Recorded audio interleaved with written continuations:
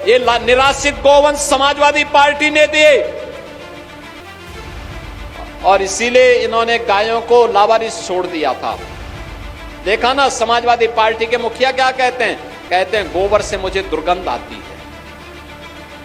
ये है इनकी असलियत, यही है, क्योंकि गौ माता को कसाईयों के हवाले करते थे। हमने कसाईयों को जब भेजा जहन्नुम की यात्रा में तो इनको परेशानी हुई। इनकी परेशानी तो वह है कि इनके मित्र कसाई सब चले गए जहन्नुम में, तो अब इन गोवंश को बचाने की चुनौती थी।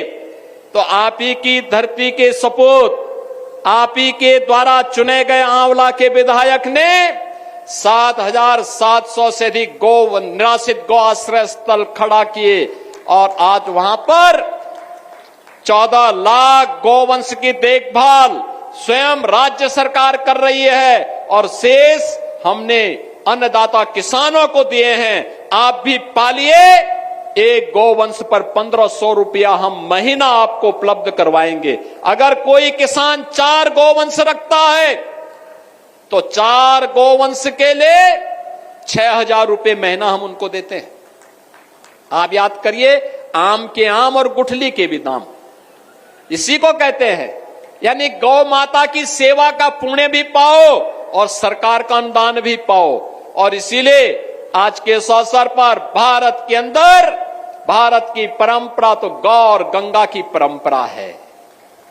हमने अगर गंगा माता की पूजा की है तो गंगा माता ने हमें एक नई पहचान दी है। नमामि गंगे परियोजना के कारण आज प्रयागराज महाकुंभ ने उत्तर प्रदेश को एक नई पहचान दी है। 66 करोड़ श्रद्धालु प्रयागराज में आया, भव्य और दिव्य कुंभ का दर्शन किया। बहनों और भाइयों, ऐसे कभी नहीं हुआ पहले।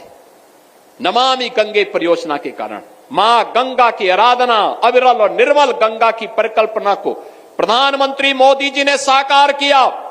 आज भव्य और दिव्य कुंभ बदले में हमें मिला। हम आभारी हैं प्रधानमंत्री मोदी जी के, जिनके कारण उत्तर प्रदेश को यह भव्य और दिव्य कुंभ करने का अवसर प्राप्त हुआ और उत्तर प्रदेश की एक नई पहचान वैश्विक स्तर पर पहुंची। तो मां गंगा की पूजा का जो पुण्य प्राप्त हुआ, वही मां गौ माता की पूजा करने से प्राप्त होगा। तो ये समाजवादी पार्टी के लोग जो गौ कसी करवाते थे, गौ तस्करों के साथ और कसाईयों के साथ जिनके संबंध थे, वे गौ माता की सेवा क्या करना चाहते हैं? तो उनके गौ माता के गोबर में तो दुर्गंध ही नजर आएगी। उन्हें अपने कृत्यों में दुर्गंध नजर नहीं आती है, उन्हें गौ माता की सेवा में दुर्गंध नजर आती थी और इसीलिए उनके अध्यक्ष के मुंह से निकल ही गया अंततः।